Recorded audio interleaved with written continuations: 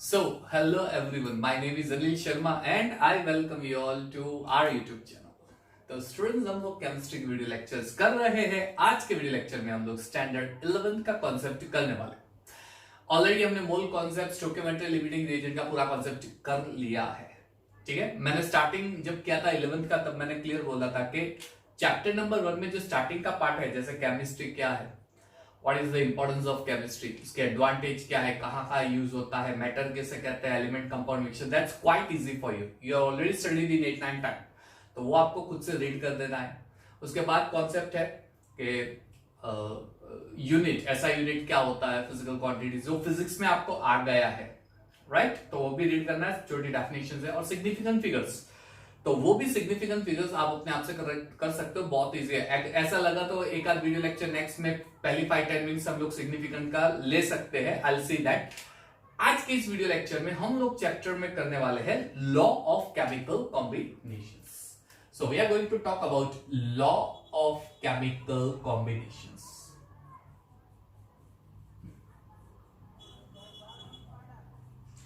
Chemistry का एक बहुत इंपॉर्टेंट एस्पेक्ट है लॉ ऑफ केमिकल कॉम्बिनेशंस।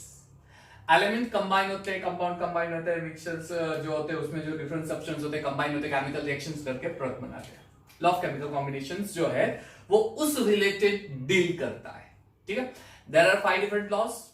हमारे एनसीईआरटी टेक्स्ट बुक में सिर्फ 4 दिए हैं, हम लोग 4 करेंगे और 5th वाला हम लोग ब्लॉक करेंगे, वो एक्स्ट्रा जेई नीट और कॉन्सेप्ट से रिलेटेड है, इसलिए वो करेंगे। ठीक है, तो ये लॉज हमें क्या इंफॉर्मेशन देता है, व्हाट डू वी नो। ये बहुत ही पुराने लॉज है, they are very old laws. जब केमिस्ट्री डेवलपिंग स्टेज पे था, डेवलप हो रहा था केमिस्ट्री, तब ये सारे लॉज फाइंड किए गए थे। ठीक है, तो केमिकल रिएक्शंस के पर्पस से ये सारे लॉज हम लोग स्टडी करने वाले हैं। पहला लॉ जो है वो है law of conservation of mass. Law of conservation of mass, ये फर्स्ट लॉ है। ठीक है, this is your first law, law of conservation of mass. अच्छा, very first who proposed this law? ये लॉ किसने प्रपोज किया था? तो एक फ्रेंच केमिस्ट था, फ्रेंच केमिस्ट जिसका नाम था Antoine Lavoisier. Antoine Lavoisier, he proposed this law. He carried out some careful experiments about oxides of different substance और उसने ये लॉ प्रपोज किए थे। Yes. What this law states, उसका स्टेटमेंट क्या होता है लॉ का, ध्यान से देखो। ये लॉ कुछ ऐसा बोलता है कि किसी भी केमिकल रिएक्शन में अगर फिजिकल या केमिकल चेंज हो, in any physical and chemical change,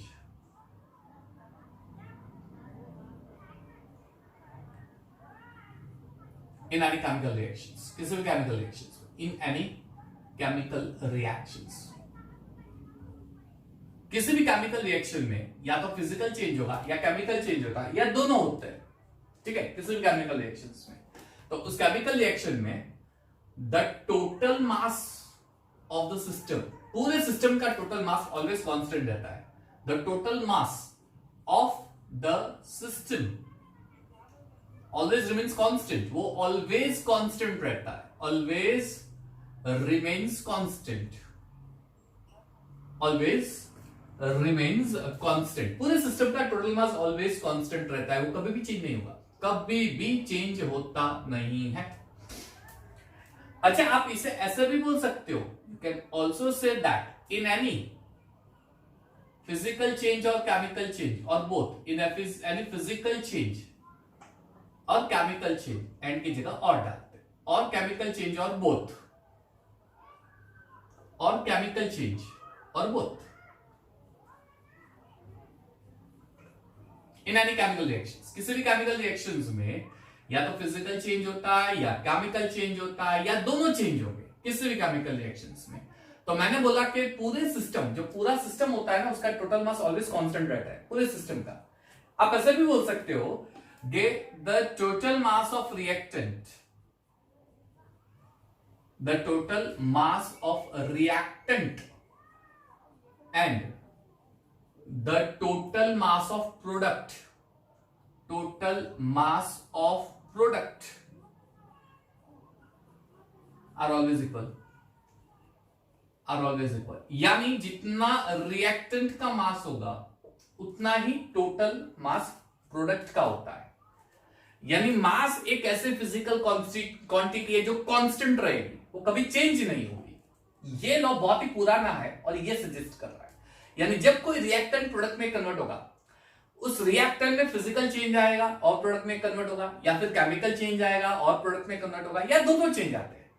तो दो that reactant changes into product in any part like physical और chemical change, लेकिन उसका मास तो ऑलवेज कांस्टेंट ही रहता है। जितना रिएक्टेंट का मास होगा उतना ही प्रोडक्ट का मास होता है। मास जो होता है वो ऐसी फिजिकल क्वांटिटी, वो चेंज नहीं होगी। रिएक्टेंट का मास और प्रोडक्ट का मास ऑलवेज कांस्टेंट रहता है। यानी इसी स्टेटमेंट को आप ऐसे भी दे सकते हो, you can also state that mass can neither be created nor be destroyed. Mass can neither be created nor be destroyed. वो ऑलवेज सेम रहेगा, यानी जो रिएक्टेंट का मास होगा वही प्रोडक्ट का मास होगा। एक काम करो ना, बहुत ही सिंपल है। एक वेसल लो, उसमें आइस डाल दो, आइस, और उसका वेट कर दो, ठीक है। क्लोज वेसल, क्लोज लेना है, पूरा क्लोज। अब उस आइस को मेल्ट कर दो, क्लोज ही रखो, मेल्ट करो। मेल्ट करने के बाद पूरा पानी बन जाएगा, तो वापस मास करो। आप क्या ऑब्जर्व करोगे, दोनों के मास आपको सेम मिलेंगे। आइस एक सॉलिड फिजिकल क्वांटिटी था, आइस एक solid physical quantity, physical state था, नॉट क्वांटिटी, फिजिकल स्टेट। वो वाटर में बन गया है। वाटर एक लिक्विड फिजिकल स्टेट है। अब पूरा फिजिकल चेंज आया है, फिर भी उसके मास में कोई चेंज नहीं आने वाला है। कभी भी कोई चेंज नहीं आएगा, नेवर, राइट। या फिर आप ऐसा एग्जांपल दे सकते हो कि जैसे मान लीजिए कि हाइड्रोजन गैस है, ओके, ये गैसियस स्टेट में, और ऑक्सीजन गैस है। इसकी केमिकल रिएक्शंस करके हम लोग पानी बनाते हैं, H2। अब होता क्या है, तो इसका टोटल मास जो होता है, रिएक्टेंट का टोटल मास, और ये प्रोडक्ट का जो टोटल मास होता है, वो ऑलवेज कांस्टेंट रहेगा। वो कभी भी चेंज नहीं होगा, नेवर। वो कभी भी चेंज नहीं होता है, इट नेवर चेंजेस, राइट। यानी मान लीजिए कि ये 2 ग्राम है, O2 का 32 होता है, लेकिन हाफ यानी 16 ग्राम, टोटल क्या हो गया 18 ग्राम। यानी हाइड्रोजन का इंडिविजुअल मास, ऑक्सीजन का इंडिविजुअल मास 18 ग्राम। अब आप वाटर का जब टोटल मास फाइंड करोगे तो वो भी 18 ग्राम में मिलेगा। ये एटॉमिक मास लेके मैंने किया है, ठीक है। आप एक्सपेरिमेंटली करोगे तो भी आपको सेम ही मिलेगा, इट विल नेवर चेंज। ये मास एक ऐसे फिजिकल क्वांटिटी, ऐसा किसने बोला था, एंटोन लेविस। हालांकि ये चीज जो है वो कहीं हद तक सच भी है, लेकिन जब law of conservation of energy find out की, तब कहीं ना कहीं ये लॉ हिल गया कहीं ना कहीं ये हिल गया। क्यों? क्योंकि उसमें ऐसा फाइंड किया कि थोड़ा मास न्यूक्लियर रिएक्शंस में, थोड़ा मास एनर्जी में भी कन्वर्ट हो सकता है। E is equal to mc², आपको पता ही है, delta E is equal to m into c², you know that. यानी थोड़ा जो मास होता है वो एनर्जी के फॉर्म में कन्वर्ट हो सकता है, इट इज इंटर कन्वर्टिबल मास। तो इसका मतलब इस स्टेटमेंट में अगर मुझे कुछ चेंज करना तो सभी सेम रखेंगे पूरा स्टेटमेंट, सिर्फ कॉमा करके ऐसा लिखेंगे, mass and energy are interconvertible, then the total of the system, the total mass and energy, mass और एनर्जी का जब सम करेंगे तब जो टोटल मिलेगा वो कांस्टेंट रहेगा। मास और एनर्जी उसका जब मैं सम करूंगा तब मुझे जो टोटल मिलेगा वो कांस्टेंट रहेगा।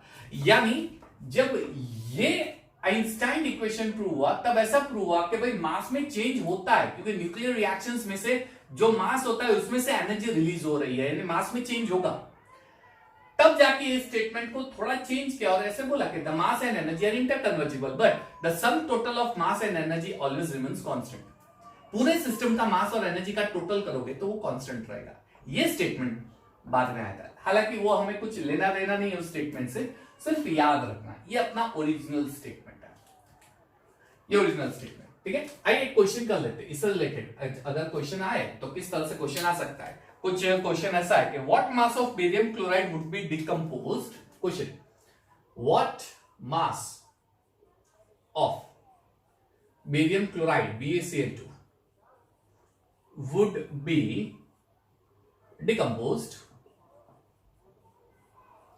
बेरियम क्लोराइड का कितना मास मिलेगा, सॉरी डिकम्पोज होगा, would be decompose by 9.8 gram of sulphuric acid by 9.8 gram of sulfuric acid, clear? If 12 gram of barium sulfate, if if 12 gram of barium sulfate BaSO4 barium sulfate का 12 ग्राम and 2.75 gram of hydrogen chloride and 2.75 gram of hydrogen chloride HCl, ठीक है, it was produced in a chemical reaction, was produced in a chemical reaction, ठीक है, in a chemical reaction, assuming that the law of constant conservation of mass is true, assuming that the law of conservation of mass is true, law of conservation of mass is true. अब question ध्यान से देखो, question आपको ये बोला है कि barium chloride का कितना मास डिकम्पोज होने वाला है जब उसमें 9.8 ग्राम सल्फ्यूरिक एसिड डालेंगे। यानी हम लोग क्या कर रहे हैं, बेरियम क्लोराइड ले रहे हैं BaCl2, उसमें सल्फ्यूरिक एसिड डाल रहे हैं H2SO4। तो ये जो है बेरियम क्लोराइड, इसका कितना मास डिकम्पोज होगा जब सल्फ्यूरिक एसिड का 9.8 ग्राम मास उसमें डालेंगे और 12 ग्राम BaSO4 एंड 2.75 ग्राम HCl उसमें से प्रोड्यूस होता है। यानी BaCl2 बनेगा और HCl उसमें से प्रोड्यूस होगा, BaSO4 बेरियम सल्फेट मिलेगा और HCl उसमें से प्रोड्यूस होगा। बैलेंस कर लो, ये 2 करना पड़ेगा, that's it, it's a balanced. अब ये कितना मिल रहा है आपको 12 ग्राम और HCl कितना मिल रहा है 2.75 ग्राम। Assuming that law of conservation of mass is true, यानी ये लॉ ट्रू है, ये सच है, ये फॉलो हो रहा है, इसमें ये फॉलो हो रहा है। तो अगर फॉलो हो रहा है तो ये कितना मास होगा, तो बहुत ही आसान है, क्लियर। क्या चीज करनी है हमें, तो प्रोडक्ट का टोटल मास लेंगे, इसका टोटल मास यानी प्लस कर देंगे। मुझे BaCl2 का मास फाइंड करना है। एज्यूम कर लेते हैं कि BaCl2 का मास x ग्राम है और इसका मास ये। अच्छा, ये लॉ क्या कहता है कि रिएक्टेंट का मास और प्रोडक्ट का मास वो ऑलवेज इक्वल होता है, सेम होता है। यानी इसका टोटल मास और इसका टोटल मास वो ऑलवेज इक्वल रहेगा, सेम इक्वल, ठीक है। तो अब क्या होगा, x इज इक्वल टू, इसका सम टोटल करो, 12 प्लस 2 यानी 14.75, 9.8 वहां पे लेके जाओ, माइनस 9.8, ठीक है। चलो अब तो ये आप आसानी से कर सकते हो, 4.75 माइनस 9.8, इसका क्या आंसर आता है देख लो आप, 14.75 minus 9.8, I guess 4 point something आएगा, है ना, आ रहा है ना, 5 का तो 5 रहेगा, 17 में से 8 जाएगा, ठीक है, यानी 9, ठीक है, 4 को कट करके 3, यानी 9 और 3 4.95 ग्राम आंसर आएगा x। यानी आप ऐसा बोलोगे कि BaCl2 mass that is decomposed will be 4.95 ग्राम।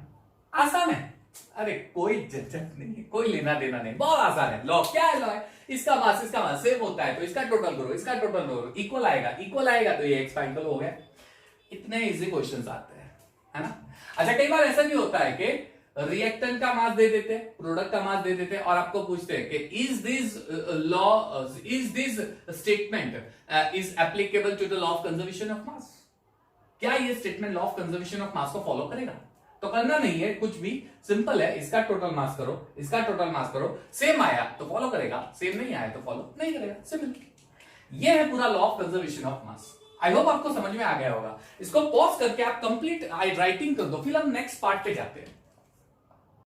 चलिए, so we are moving on to next part.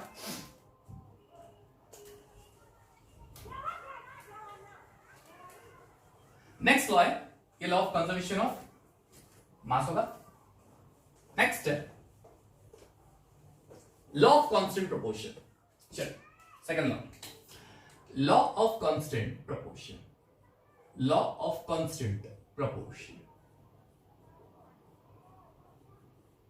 चलिए, what exactly is a law of constant proportion, ये क्या होता है, ये लॉ एग्जैक्टली क्या सजेस्ट करे। चलिए, first of of all, law of constant proportion किसने प्रपोज किया था? This law was proposed by scientist Joseph Proust. Clear? Law was proposed bye, it was proposed bye Joseph Proust. Joseph Proust.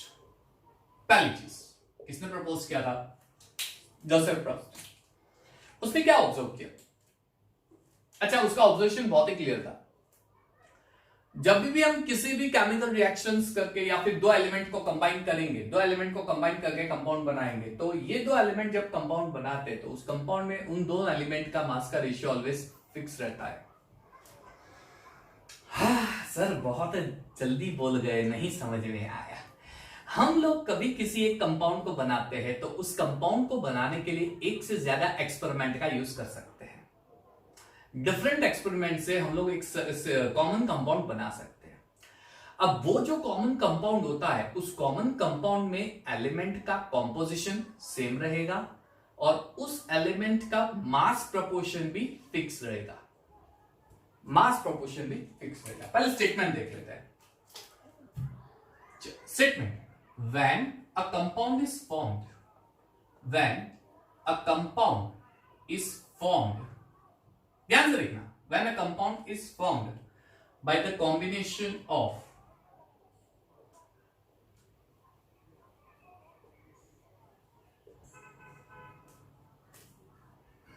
two same elements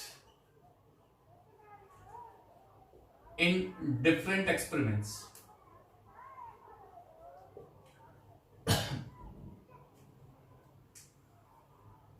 in different experiments,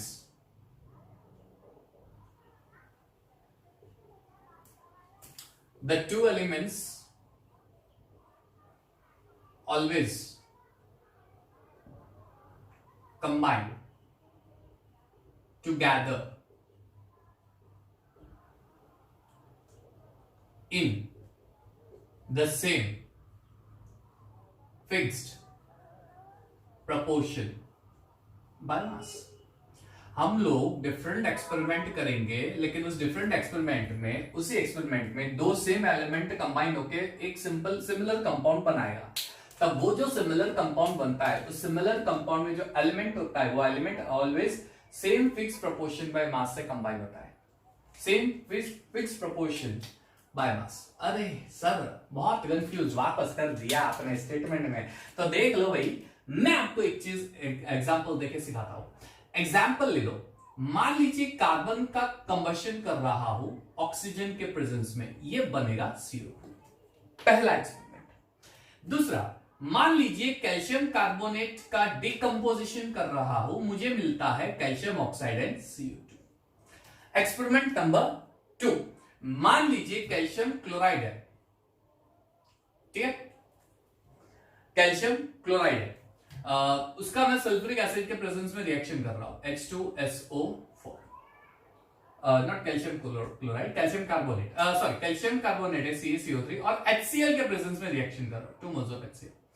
मुझे मिलेगा CaCl2 plus CO2 plus H2. अब ये तीन experiment है, तीनों experiment में मैंने CO2 बनाया है. तो एक चीज यहां पे क्या नोटिस किया जोसेफ प्रॉस्ट ने, जब भी कार्बन डाइऑक्साइड बनेगा, whenever carbon dioxide is formed in different experiment, जब भी डिफरेंट एक्सपेरिमेंट में कार्बन डाइऑक्साइड फॉर्म होगा, वो कार्बन डाइऑक्साइड कार्बन और ऑक्सीजन का ही यूज करेगा.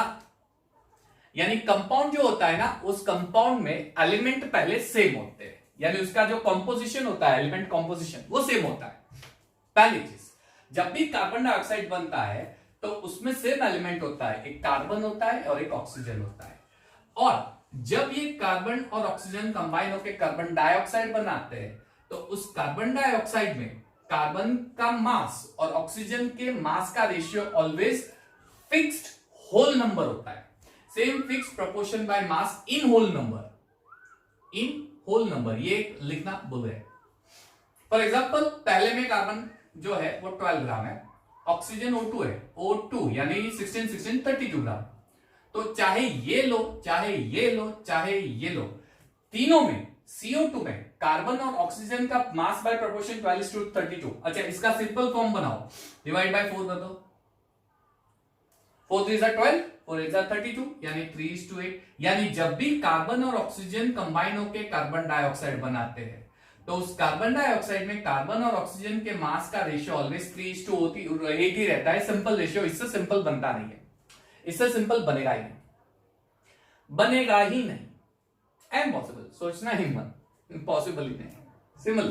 ठीक है, तो जब भी कार्बन और ऑक्सीजन कंबाइन होकर CO2 बनाएंगे, यानी CO2 बनाने के लिए कार्बन और ऑक्सीजन ही चाहिए, ये तो पहले फिक्स हो गया, यानी एलिमेंट सेम होने चाहिए कंपाउंड बनाने के लिए, पहली चीज। दूसरी चीज, ये जो सेम एलिमेंट होते हैं जब कंबाइन होके कंपाउंड बनाते हैं तब उसके मास का रेशियो जो होता है वो सेम होता है, और वो भी फिक्स्ड होल नंबर रेशियो में होता है।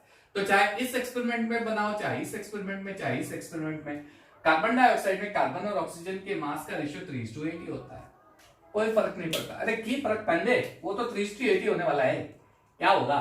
कोई और एग्जांपल लेना हो तो वाटर ले लो, न्यूट्रलाइजेशन रिएक्शन करके वाटर बनाओ, हाइड्रोजन ऑक्सीजन लेके वाटर बनाओ, डिफरेंट, उसमें वाटर में हाइड्रोजन और ऑक्सीजन ही होता है, पहली चीज।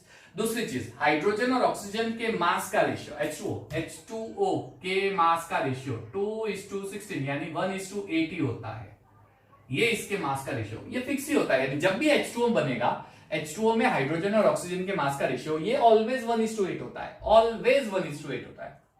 छाप दो ये चीज दिमाग में, 1:8 ही होगा। जोसेफ क्राउस भैया ने ये चीज बताई थी, उस भैया ने जो बताया मैंने आपको बता दिया, ठीक है। हाँ, लेकिन इसके कुछ लिमिटेशंस है, there are some limitations of this law. मैंने जैसे बताया कि ये सारे लॉ बहुत पुराने हैं, डायनासोर के जमाने के लॉ पुराने, यानी समझ लो कि 2-3 सेंचुरी समझ लो, बहुत पुराने हैं। तब आइसोटॉप का कॉन्सेप्ट नहीं था, यानी एलिमेंट जो होता है वो सेम होता है, same element different mass, same element but different mass.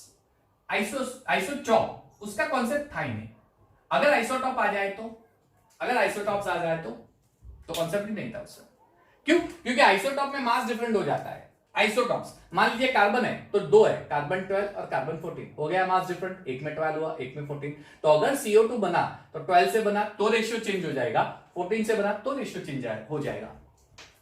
यानी आइसोटॉप जहां पे आ गए वहां पे ये लॉ अप्लाई नहीं करेंगे, नहीं करेंगे। यस, और ऑर्गेनिक केमिस्ट्री में आप लोग सीखोगे कई बार 2 डिफरेंट कंपाउंड होते हैं लेकिन उन कंपाउंड का मॉलिक्यूलर फॉर्मूला सेम होता है, फॉर्मूला बाय मास सेम होता है। आप सीखोगे, मान लीजिए कि इथेनॉल CH3 CH2OH, ठीक है, ये इथेनॉल है, और डाइमिथाइल ईथर CH3O CH3, लेकिन ये ऑर्गेनिक में चीज आएगी, इससे मैं आपको बता रहा हूं ऑर्गेनिक में आएगी। अच्छा, इसमें 2 कार्बन है, देख लो 1 2, 6 हाइड्रोजन है H6 और एक ऑक्सीजन है। एलिमेंट का रेशियो देख लो, एलिमेंट का रेशियो सेम है तो उसका तो मास का रेशियो भी सेम ही आने वाला है। अब दोनों कंपाउंड है डिफरेंट लेकिन उसके मास का रेशियो सेम है, तो वहां पे भी law of constant proportion apply नहीं कर सकते। ऑर्गेनिक केमिस्ट्री में ज्यादातर कंपाउंड में law of constant proportion apply नहीं हो सकता है, गलत है। We can not use this law in the organic chemistry, ठीक है। वहां पे डिफरेंट कंपाउंड की मॉलिक्यूलर फॉर्मूला सेम हो सकती है। तो ये 2 चीज ऐसी है जहां पे law of constant proportion fail हो जाता है। पहला, एक तो आइसोटॉप होता है तो, क्योंकि आइसोटॉप में मास डिफरेंट हो जाएगा, और दूसरा क्या हो जाएगा, ऑर्गेनिक केमिस्ट्री से मॉलिक्यूलर फॉर्मूला।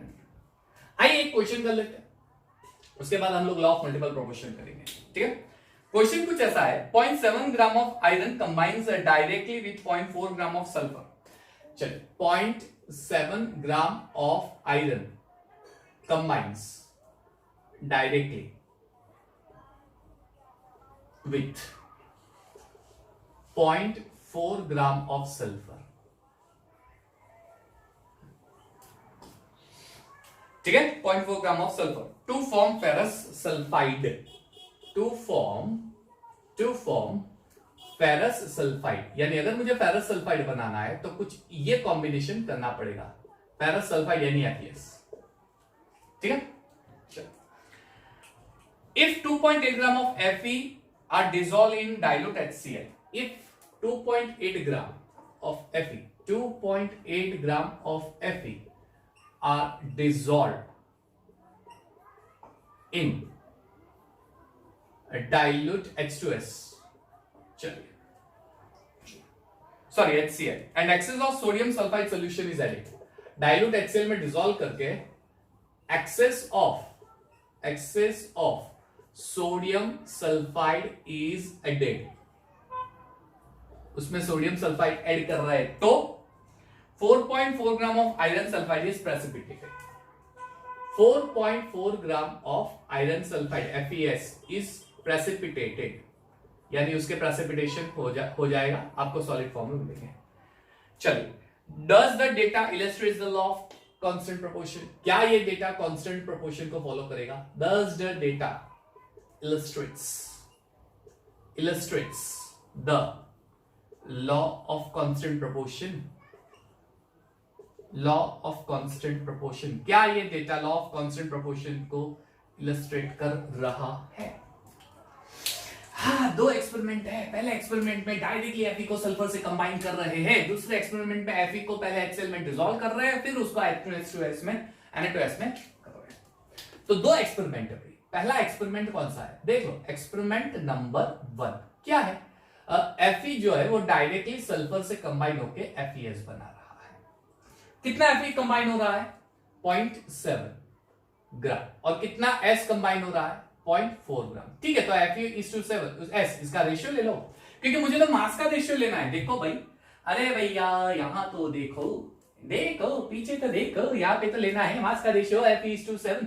तो 0.7:0.4 रेशियो इज 7:4, यानी जब भी FeS बनेगा तब रेशियो 7:4 होना चाहिए. ये एक्सपेरिमेंट नंबर 1 से मुझे मिला, यानी एक्सपेरिमेंट नंबर 2 से अगर मुझे Fe और S का रेशियो ये मिल गया, हो गया गंगा नहा लिया हमने. तो क्यों? क्योंकि ये लॉ ऑफ कांस्टेंट प्रोपोर्शन हमने प्रूव कर लिया. हो गया, हम तो गंगा नहा लिए भाई, है ना. चलिए, तो एक्सपेरिमेंट नंबर 2 देख लेते हैं. एक्सपेरिमेंट नंबर 2 में आपको ये बोला है कि 2.8 ग्राम Fe को पहले HCl में डिसॉल्व कर रहे हैं. Fe को पहले HCl में डिसॉल्व कर रहे हैं 2.8 ग्राम, और उसके बाद उसमें एक्सेस ऑफ Na2S डाल रहे हैं, तब जाके FeS मिलेगा. अब जो FeS मिल रहा है उसका टोटल मास 4.4 है. FeS का टोटल मास 4.4 है. अच्छा, FeS में दो एलिमेंट है, एक Fe है और एक S है. FeS का टोटल मास 4.4 है, Fe का 2.8 है. तो सल्फर का कितना मास होगा? देख लो, सल्फर का मास फाइंड कर लो, कितना होगा? 3 से 4 1.4 1.6 ग्राम हो जाएगा. ये 1.6 ग्राम हो जाएगा सल्फर का मास. हो गया, सल्फर का 1.6 ग्राम मास हो जाएगा. बहुत ही आसान है. अब क्या करना है? रेशियो ले लो. Fe:7, आपको सल्फर का मास मिल गया, Fe का ऑलरेडी मास दिया है. रेशियो ले लो, Fe:S का रेशियो ले लो FeS में. Fe का कितना मास है? 2.8. सल्फर का कितना है? 1.6. आंसर क्या आया? और डिवाइड बाय 4 कर दो. 4 7 28, 4 4 16, है ना. तो ये हो जाएगा 0.7 0.4. अरे यानी 7:4. क्या बात है, रेशियो बाय मास देख लो भाई Fe और S का. यानी चाहे फर्स्ट एक्सपेरिमेंट से मैं Fe और S का मास लूं, चाहे सेकंड एक्सपेरिमेंट से मैं Fe और S का मास लूं, उसका जो मास का रेशियो है वो मुझे सेम मिल रहा है. Therefore the data illustrates the law of constant proportion. ये डेटा लॉ. अब पता कैसे चलेगा एग्जाम में, क्योंकि 5 लॉ है ना, 5 लॉज है, पता कैसे चलेगा कि ये लॉ ऑफ कांस्टेंट प्रोपोर्शन? बहुत आसान है. एक ही क्वेश्चन में एक से ज्यादा एक्सपेरिमेंट देते हैं. पहला स्टेटमेंट एक एक्सपेरिमेंट, दूसरा स्टेटमेंट एक एक्सपेरिमेंट, या फिर तो 3 एक्सपेरिमेंट दे सकते हैं, तीसरा स्टेटमेंट, थर्ड एक्सपेरिमेंट. लेकिन तीनों एक्सपेरिमेंट में फाइनल जो प्रोडक्ट बन रहा है वो सेम बन रहा है. जैसे यहां पे FeS बना, यहां पे भी FeS बना, फाइनल प्रोडक्ट सेम बन रहा है. चाहे डेरो एक्सपेरिमेंट दे दो, अगर फाइनल प्रोडक्ट सेम बन रहा है वहां पे law of constant proportion he apply करना है. यानी वहां पे जो फाइनल प्रोडक्ट बन रहा है उसके मास का रेशियो लेना है. ये छाप दो दिमाग में. एक से ज्यादा एक्सपेरिमेंट है, फाइनल प्रोडक्ट सेम है, लॉ ऑफ कांस्टेंट प्रोपोर्शन है. दिमाग में ये चीज उतार दो. ठीक है, तो इसी वजह से यहां पे हम लोग कुछ इस तरह से एक्सपेरिमेंट. तो एग्जाम में जब क्वेश्चन आएगा तब आपको ये सोचना है कि इसमें कौन सा लॉ अप्लाई होगा. तो अगर law of constant proportion apply करना है तो बहुत ही आसान है, जैसा मैंने बताया. आसान क्यों है? एक से ज्यादा experiment, same compound, ratio by mass वाले भी सेम। ठीक है, पॉज करके ये पूरा लॉ लिख दो, then will move on further. चलिए तो इसको इरेज कर लेता हूं, ये काफी पुराने लॉ है। Law of constant sorry definite conservation of मास 1789 में प्रपोज हुआ था। ये लॉ 1799 में आया था। कितना पुराना लॉ है, राइट? तब तो एक्सपेरिमेंट डेवलप हो रहा था सारे सब पूरा केमिस्ट्री। चलिए नो प्रॉब्लम, हम लोग नेक्स्ट कर पड़े। Law of conservation of mass in 1789, constant proportion 1799। Now law of multiple proportion. Law of multiple proportion, चलिए ये लॉ क्या कहता है? ये रिश्ता क्या कहता है भाई? केमिकल रिएक्शंस का रिश्ता। Law of multiple proportion, this law was proposed by Dalton in 1804 by John Dalton in 1804। ठीक है, ये लॉ क्या कहता है? ठीक है, जैसे मैंने बताया, ये लॉ क्या कहेगा? स्टेटमेंट, व्हेन टू और more than two elements combines, when two elements not more than two elements, when two elements combines and form more than two or more than two compounds, when two elements combines and form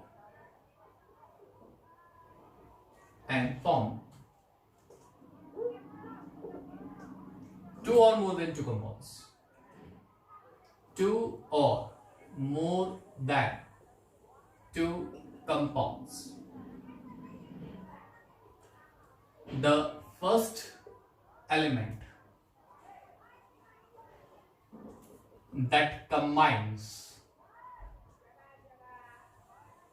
with fixed mass of second element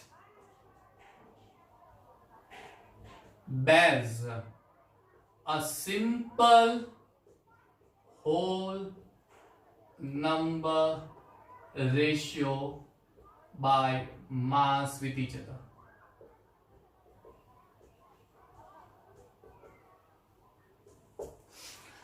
जब दो element combine होके दो या दो से ज्यादा compound बनाते हैं, तब दो या दो से ज्यादा कंपाउंड जब बनते हैं, तब उसमें जो पहला एलिमेंट होता है जो दूसरे एलिमेंट से फिक्स मास से कंबाइन होता है, दूसरे एलिमेंट के फिक्स मास से कंबाइन हो रहा है, तो पहले एलिमेंट के मास का रेशियो लेंगे तो it bears a simple whole number ratio. Sir statement इतना कंफ्यूज कर दिए है कि समझ में नहीं आ रहा है, दिमाग में यहां से उतारे कि यहां से उतारे, है ना? चलिए नो प्रॉब्लम, सिंपल है। मान लीजिए मैं आपको एक एग्जांपल देके समझा रहा हूं। सपोज ओके एग्जांपल, मान लीजिए कार्बन ऑक्सीजन से कंबाइन होके कार्बन मोनोऑक्साइड बनाता है,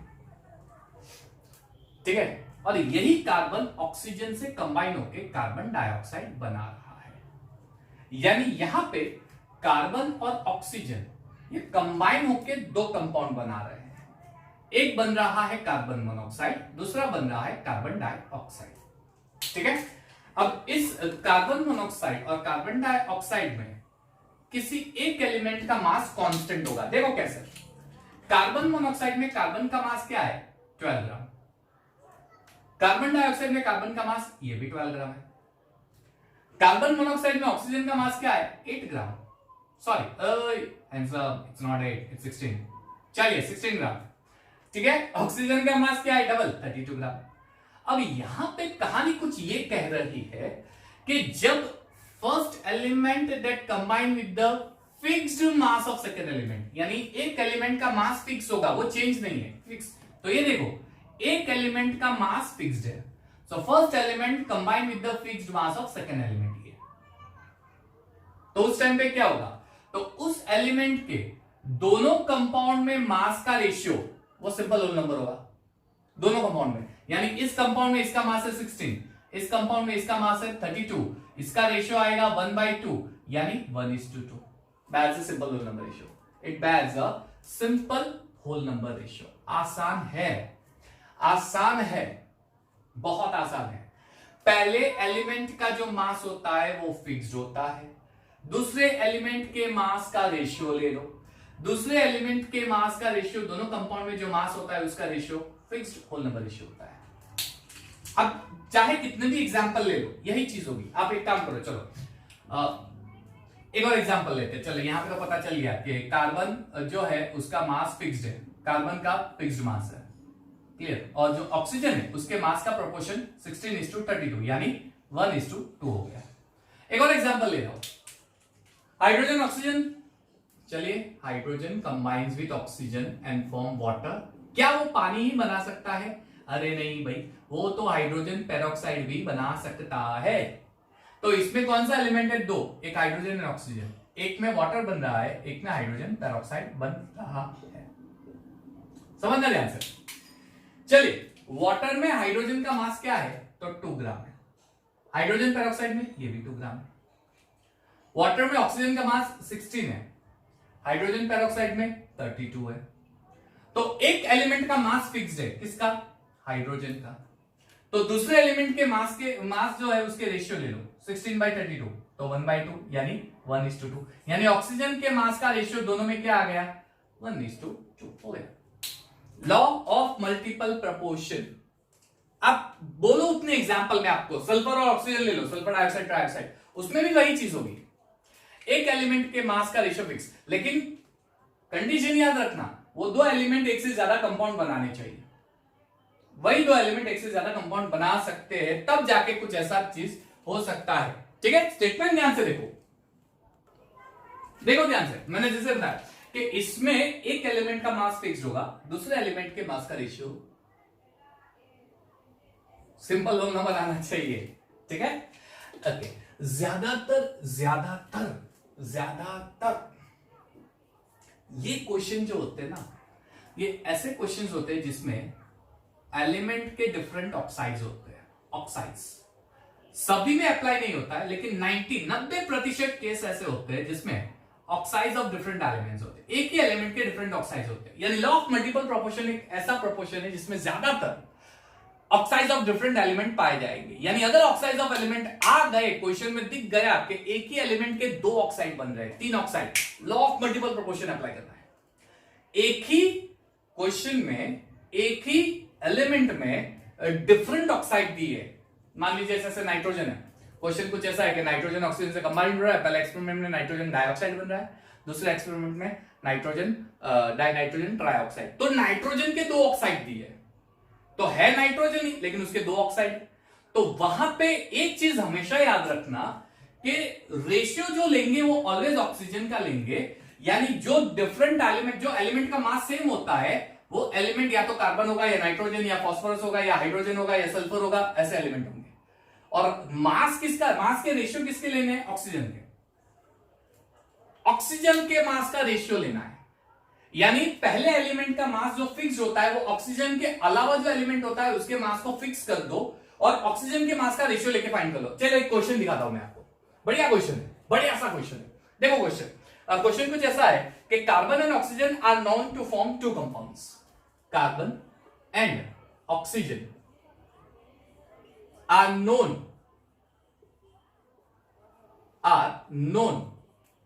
to form 2 compounds.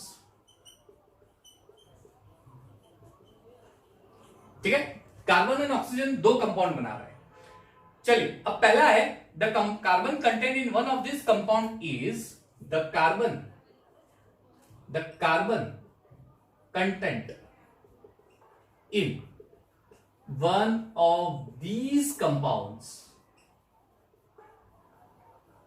is 42.9%, whereas in second compound is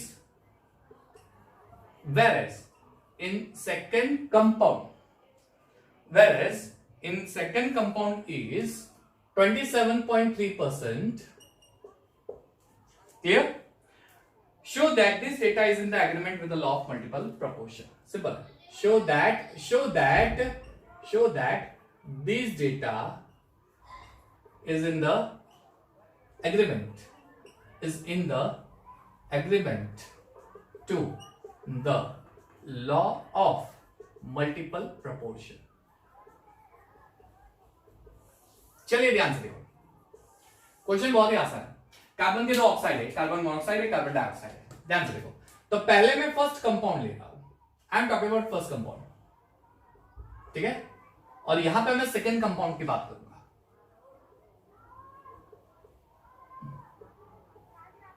पहले कंपाउंड में कार्बन का परसेंटेज कितना है? 42.9। यानी मैं ऐसा बोल सकता हूं कि ऑक्सीजन का परसेंटेज 50 और 7 57 1 57.1%। टोटल 100 करना है। कंपाउंड का 100% होता है। 100% में से अगर कार्बन इतना है तो बाकी कितना होगा? ऑक्सीजन, है ना। 100 माइनस, इसको 100 में से माइनस कर दो, 100 माइनस 42.9, आपको ऑक्सीजन मिल जाएगा। सेम वे सेकंड कंपाउंड में देखो, कार्बन का परसेंटेज कितना है? 27.3। इसको 100 में से माइनस करो, ऑक्सीजन का परसेंटेज मिल जाएगा। यानी 70 और 2 और 7 72.7 परसेंटेज आपको मिलने वाला है। हो गया? ये हो गया। अब मैंने क्या बताया कि ऑक्सीजन के अलावा जो एलिमेंट है ना, उसके मास को फिक्स कर दो, कांस्टेंट। अब देखो, यहां पे कार्बन 42.9, यहां पे 27.3, डिफरेंट है। मुझे क्या करना है? मास इस तरह से सेम कर देना है दोनों का। अगर दोनों का मास सेम हो गया तब जाके मैं ऑक्सीजन के मास का रेशियो, यानी इसके ऑक्सीजन के मास का और इसके ऑक्सीजन का मास का रेशियो लेके देखूंगा क्या ये होल नंबर है, क्या ये होल नंबर है। तो एक काम करते हैं, इसको ग्राम बना देते हैं परसेंटेज की तरह। तो सपोज कार्बन है वो 42.9 ग्राम है, तो ऑक्सीजन कितना होगा? 57.1 ग्राम। तो इफ कार्बन 1 ग्राम होगा तो ऑक्सीजन कितना होगा? वही चीज यहां पे दोहरा दो। सपोज वही चीज यहां पे दोहरा दो, कार्बन 27.3 ग्राम है तो ऑक्सीजन 72.7 ग्राम है। तो इफ कार्बन 1 ग्राम है तो ऑक्सीजन कितना होगा? कितना आसान है। अब देखो, कार्बन के मास को मैंने फिक्स कर दिया 1 ग्राम, कुछ इस तरह से। अब मुझे जो ऑक्सीजन का मास यहां पे मिलेगा इस तरह से, उसका रेशियो ले लूंगा, है ना। तो therefore mass of oxygen is equal to क्या होगा? 57.1 डिवाइड बाय 42.9। सेम है यहां पे मास ऑफ ऑक्सीजन, कुछ मिलेगा यहां पे आंसर, ठीक है। सेम है यहां पे mass of oxygen, it is equal to 72.7 divide by 27.3, यानी यहां पे भी मुझे मास ऑफ ऑक्सीजन मिलेगा। कैलकुलेट करो कितना आंसर आता है, कैलकुलेट करो कितना आंसर आता है। मैं यहाँ पे कैलकुलेट करके देख लेता हूं, ठीक है। इतना तो मैं हूं नहीं, शकुंतला देवी इतना जीनियस तो मैं नहीं गई, इसलिए कैलकुलेट करना पड़ेगा। 42.9 क्या आएगा? 1.33। इसका आंसर आता है 1.33 और इसका आंसर 72.7 डिवाइड बाय क्या है? 27.3। इसका आंसर आता है 2.66। हो गया। अपना तो हो गया है, अपना तो हो गया है। आपको आंसर मिल जाएगा, बहुत आसान है, मिल गया। इसमें से लेस वैल्यू किसकी है? ये। और ज्यादा वैल्यू किसकी है? ये। तो ग्रेटर अपॉन स्मॉलर, ऑलवेज ये करो, ग्रेटर अपॉन स्मॉलर करो, या फिर स्मॉलर अपॉन ग्रेटर करोगे तो भी चलेगा। Therefore, ratio of oxygen, mass of oxygen, ratio of mass of oxygen, कोई भी एक कर दो चलेगा। It is equal to 1.33 divide by 2.66। अरे भैया, ये तो मुझे इसका डबल दिख रहा है, डबल दिख रहा है, तो इसका रेशियो क्या आ गया? 1/2, दैट इज 1:2। ये हो गया आपका सिंपल होल नंबर रेशियो, हो गया। Therefore, mass of oxygen, it bears a simple whole number ratio. It bears a simple whole number ratio by mass. Hence, it is in agreement with the law of multiple proportion. ज्यादातर questions element के oxides के base पे ही होते हैं, ठीक है। Conservation of मास है, तो एक साइड का मास दिया है, दूसरे साइड के में से एक का दिया होगा, फाइंड करो conservation of mass, direct compare करना है, बहुत सिंपल है। कांस्टेंट प्रोपोर्शन, एक से ज्यादा एक्सपेरिमेंट लेकिन final product, final compound same मिल रहा है। मल्टीपल प्रोपोर्शन, एक ही एलिमेंट के डिफरेंट ऑक्साइड्स, एक ही एलिमेंट के डिफरेंट ऑक्साइड्स, सिंपल। मैंने क्या बताया? 90%, मैं ऐसे नहीं बोल रहा हूं कि सिर्फ ऑक्साइड, लेकिन 90% क्वेश्चन ऑक्साइड के ही होते हैं। 90%। ठीक है, चलिए आज के इस वीडियो लेक्चर में मैं सिर्फ 3 लॉस कराने वाला हूं। नेक्स्ट वीडियो लेक्चर में 2 और लॉ है बहुत इंपॉर्टेंट, लॉ ऑफ रेसिप्रोकल, फिर गे-लुसाक लॉ ऑफ वॉल्यूम, उसके बाद डाल्टन्स लॉ ऑफ डाल्टन्स का लॉ, एवोगेड्रो लॉ, ये भी एक करेंगे। डाल्टन्स की जो थियरी है, डाल्टन्स एटॉमिक थियरी और एवोगेड्रो लॉ, ये चीज करेंगे। और थोड़ा टाइम मिलेगा तो सिग्निफिकेंट फिगर्स जैसे मैंने बताया वो भी मैं आपको बता। ठीक है, तो आज के वीडियो लेक्चर में सिर्फ इतना ही। ये पॉज करके अच्छे से कॉपी कर लेना। ठीक है, और हम लोग मिलेंगे नेक्स्ट वीडियो लेक्चर में। ऑलमोस्ट फर्स्ट चैप्टर खत्म होने का आया है, सिर्फ लास्ट पार्ट है, कंसंट्रेशन, स्टोइकियोमेट्री, केमिकल रिएक्शंस। 2 से 3 वीडियो लेक्चर खत्म हो जाएगा। ठीक है, तो बने रहेगा मेरे साथ। Take care of yourself, yes of course, okay, stay home, stay safe, पढ़ते रहिएगा JEE NEET chemistry Anil sir के साथ। Okay, thank you everyone and have a nice time.